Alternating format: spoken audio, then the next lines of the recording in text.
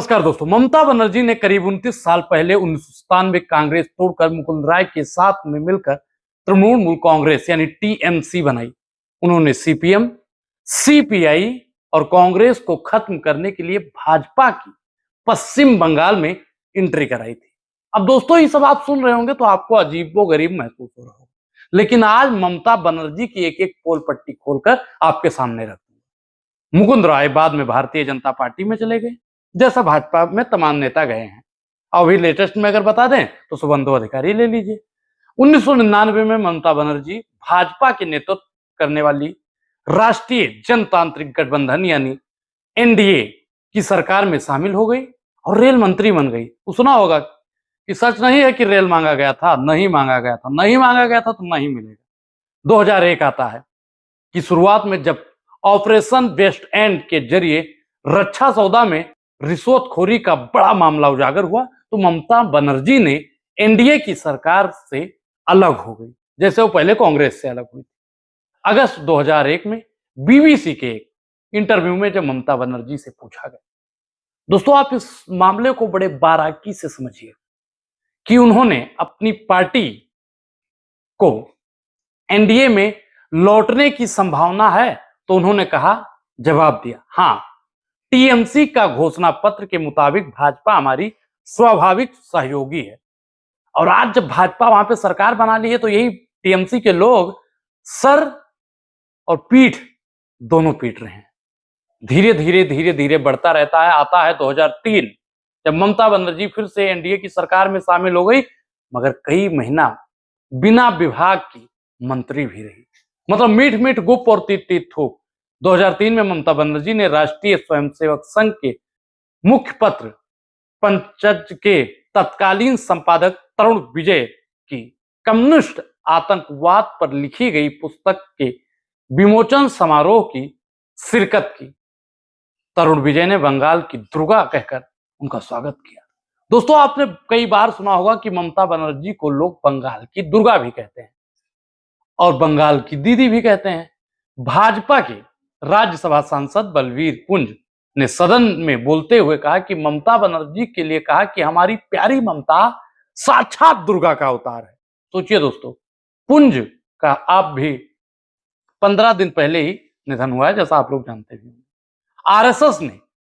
RSS जो राष्ट्रीय स्वयंसेवक संघ है, आरएसएस ने भी ममता बनर्जी को बंगाल की दुर्गा बताया था। वामपंथियों के खिलाफ उनकी लड़ाई के पक्ष में ठोस समर्थन जताया था। दोस्तों ममता बनर्जी का इतिहास जब आप समझेंगे ना, सुनेंगे ना, तो आप जानेंगे कि ममता बनर्जी वाकई में है क्या। ममता बनर्जी ने एक भाषण में आरएसएस के मोहन भागवत को सुचित्राचारी और मदन दास देवी का जिक्र करते हुए कहा कि मैं राष्ट्रीय स्वयंसेवक संघ के बहुत ज्यादा नेताओं को तो नहीं जानती हूं, मगर उनमें से कुछ व्यक्तिगत तौर पर मिली हूं। आप लोग सच्चे देशभक्त हैं। मुझे मालूम है कि आप अपने देश को सच्चा प्यार करते हैं। कौन कह रहा है? ये ममता बनर्जी कह रही हैं आरएसएस को। 2012 में आरएसएस के मुखपत्र में ममता बनर्जी की सादगीपूर्ण जीवन शैली की तारीफ करते हुए लेख लिखा जाता है। आरएसएस ममता बनर्जी की तारीफ करते हुए लिखता है, कहा कि ममता बनर्जी उन बिरले राजनीतिकों में से हैं जिन्होंने राजनीति का इस्तेमाल पैसा कमाने के लिए नहीं किया। काश कि वे देश के लिए ज्यादा से ज्यादा राजनीतिक मिले, मतलब ममता बनर्जी जैसा ज्यादा से ज्यादा राजनीतिक दल मिले। 2019 में ममता बनर्जी ने एनआरसी और सीएए के खिलाफ बहुत से आंदोलन किए, मगर जब सीएए पर सदन में मतदान हुआ तो टीएमसी के 8 सांसद स्थायी में तरीके से गैर हाजिर रहे।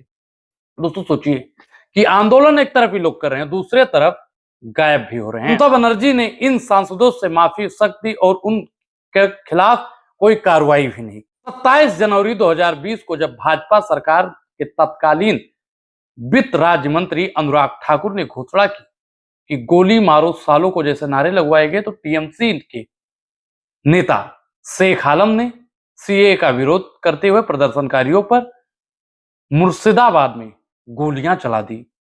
दोस्तों सोचिए कितना काला इतिहास है। ये सब आप सोच रहे होंगे, सुन रहे होंगे तो बहुत आपको अजीब लग रहा होगा, लेकिन इस वीडियो को आपको बहुत बारीकी से समझना पड़ेगा। 2017 में भाजपा में चले गए मुकुंद राय 2021 में विधानसभा चुनाव के पहले टीएमसी में वापस आ गए और ममता राय ने उन्हें खुशी खुशी शामिल भी कर लिया।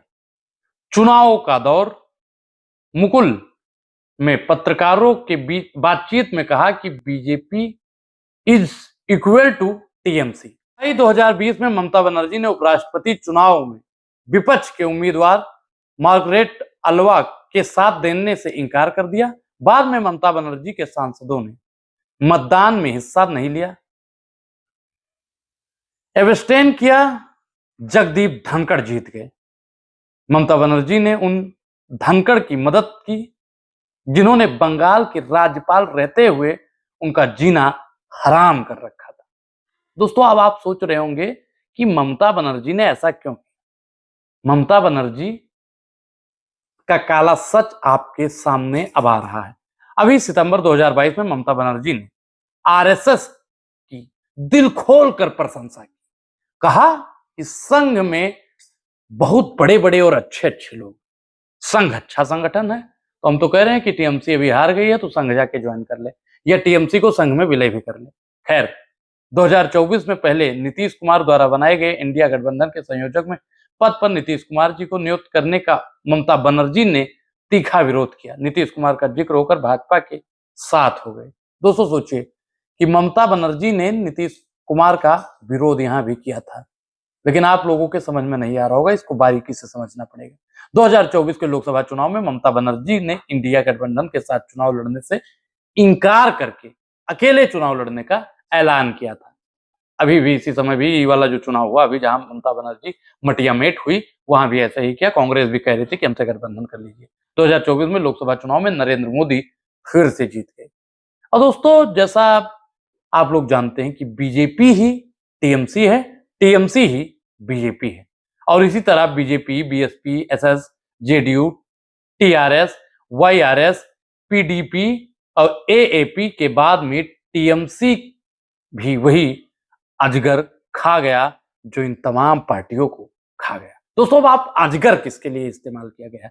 अजगर शब्द यहाँ पे भाजपा के लिए इस्तेमाल किया गया है। ममता बनर्जी वही बोई वही काट रही हैं। इंडिया गठबंधन तोड़कर उन्होंने जो बोया था आज वही काट रही हैं। अब उनकी पार्टी के सांसदों का वही हाल होगा जो राघव चड्ढा का हुआ।